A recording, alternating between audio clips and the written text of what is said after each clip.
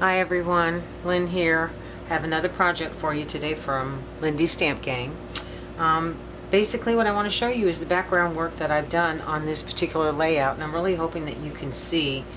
I'm calling it a mottled effect, but really if you look at it, it really does show a watercolor effect on the background. I started off with papers from Prima, I believe it was, layered a few of them down. And then I went ahead and stenciled with my golden molding paste, just here in the top corner and in the bottom corner. And then after I was done, I put on a light coat of gesso. And if you look really closely, and you'll be able to see it better in the pictures, you can still see some of the gesso. And after that, I went ahead and started using my sprays, and I'll show you which ones I used. And afterwards I will show you the technique on how to achieve this watercolor effect. So basically the colors that I used are the Cement Green, Aloha Avocado, Lucky Shamrock Green, Oz's Emerald City, Shabby Turbine Teal, Ocean Breeze Blue, and Tweedledee Denim. So stay tuned. I'm going to show you how to achieve this watercolor effect. Thank you.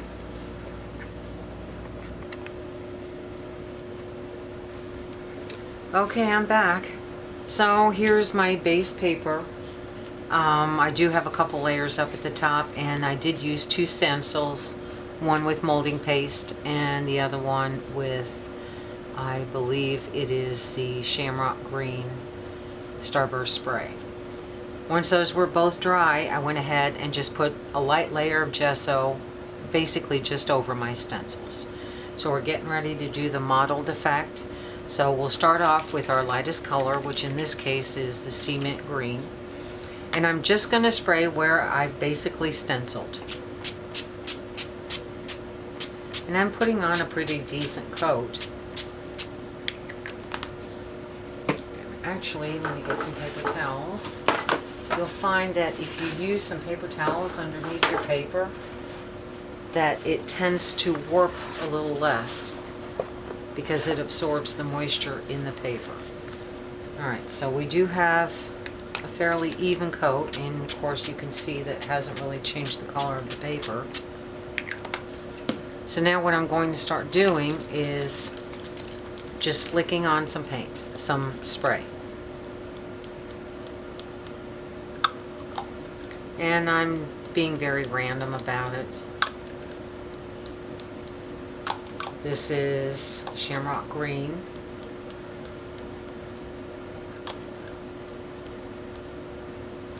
And you can see already that because my paper is wet with the spray, with the Cement Green, that the other sprays are actually, whoops, spreading, and that's what you want.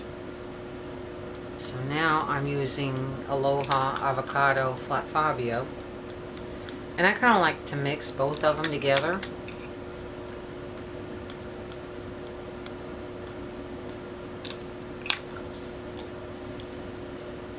And we're going to take a little bit of Oz's Emerald City and do the same thing.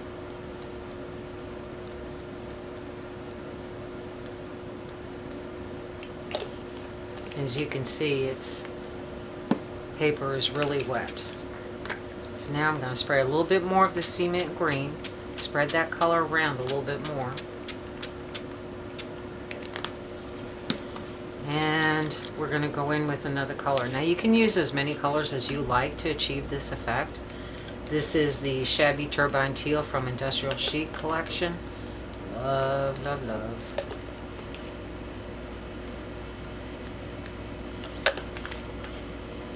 And a little bit of Ocean Breeze Blue.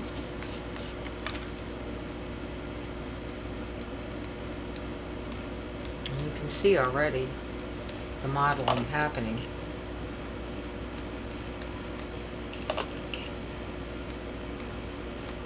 The only thing that I would suggest to you when you're doing this is try to stay to either warm colors or cool colors. If you plan on mixing them up, then you want to make sure that you dry in between, and even then your colors will probably muddy and they'll turn a little bit on the brown side. So one more time with the cement green.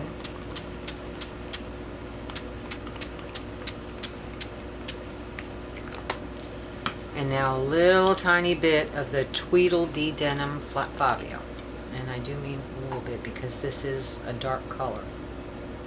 Maybe a little too much.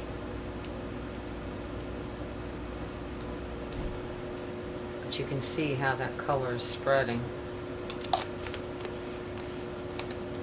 Look at the effect that you get around the stenciling. Okay, one more time with the cement green.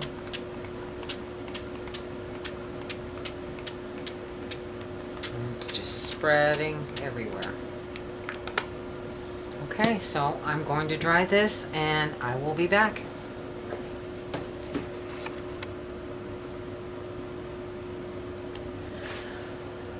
Okay, I'm back. So here's my finished piece. You'll notice that it is a little bit darker than it was when I finished spraying it. I did find that the cement green was just a little too light for it. So I went ahead and sprayed over some of the areas with the Ocean Breeze Blue, which I really love as well. So as you can see, we do have a mottled effect all over in the corners where I've had the gesso and I sprinkled on the sprays. I really like this look. One of the good things about it is that you can spray it, do your sprinkling, excuse me, go ahead and dry it or heat set it, and then go over top of it again if you prefer. You could do it with a couple different colors into spraying, like I started off with the cement green. You can do a few different colors here and there and then just keep spraying over and over again on top of your sprinkling. It really does give you a different kind of look than you would expect to see from some stains. So I do want to thank you for watching today. As always, make sure you leave comments, and of course I want to thank you for stopping by the Lindy's blog as well. And yeah, I'll show you some pictures at the end. Thank you again. Have a great day.